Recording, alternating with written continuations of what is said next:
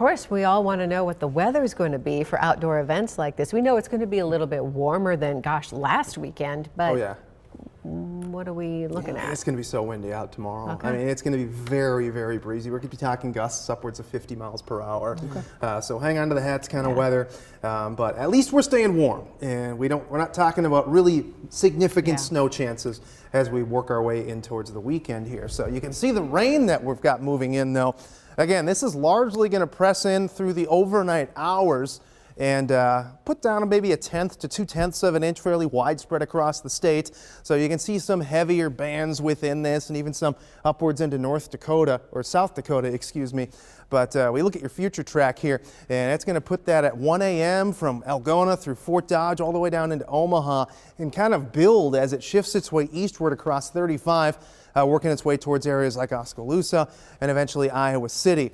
Then the rain moves out. We get colder air wrapping around the backside of this system, and that's going to transition some of that up to the north there to snow, and could even see some heavier bursts of snow within that. So if you get that combined with the winds of 40 to 50 miles per hour, you can imagine that snow will blow around a little bit, and that could mean limited visibilities in spots as well. That pushes out of here, and we're left with clearing skies as we head into your Friday, which is going to mean some cooler temperatures. We'll take a look at those in a second. First, though, rain totals for you. 2/10 of an inch for the metro. Could see some spots east of Iowa or on the southeastern edge, upwards of a 1/2 inch to 1 inch out of this, which is pretty significant rain when you're talking about the middle of December.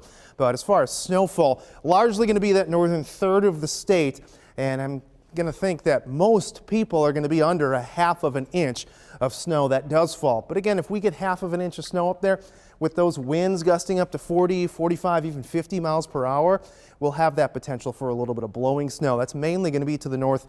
And again, the timing of the strongest winds, anywhere from 9 a.m. to around 6 p.m. here. Feels like temperatures heading in towards the weekend here. Thursday night, you can see single digits below zero to the north. We've got single digits elsewhere. And as we push into Friday morning, we will have some colder air to the north into the northeast, but this is at 2 a.m.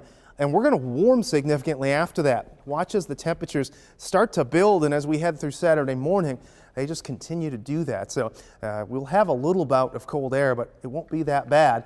Problem is tomorrow, temperatures don't really warm up. In fact, we go the other direction. The morning is going to be spent in the upper 30s to low 40s. If you're going for that morning jog, well, that'd be the best time to do it. You're still going to be fighting a wind, but by the afternoon time frame, those temperatures by 4 p.m. already down to 25 degrees, and with the winds likely going to be feeling like maybe 10 to 12 degrees.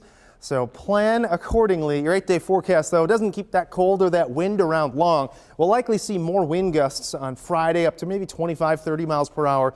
But look at all the sunshine as we kick off winter here. We'll have maybe a stray chance for snow late Sunday. After that, we warm up. We're in the middle 40s on Monday, pushing close to 50 by Christmas Day. Shannon will be in with a look at sports coming up after this break.